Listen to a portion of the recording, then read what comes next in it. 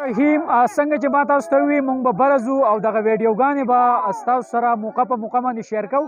نو په هر حال چونکې بره مین ځای ته چې نو هغوی ته نه یو رسېدلي، خو کوم سیلانیان چې دلته راځي او د منم جبې نه دغه خوندونه اخلي او د دغې قدرتي سپین څادرونو نه هغه لطف اندوز کېږي.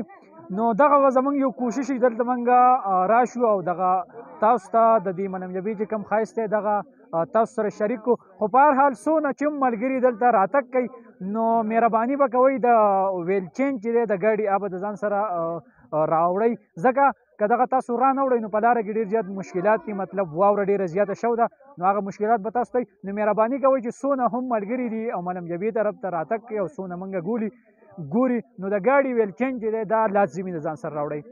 د ټولو ملګرو ډېره زیاته مننه. د یو بل ویډیو پورې خپل ورور سید اکرام حسین له ورکړي اجازت د الله په امان.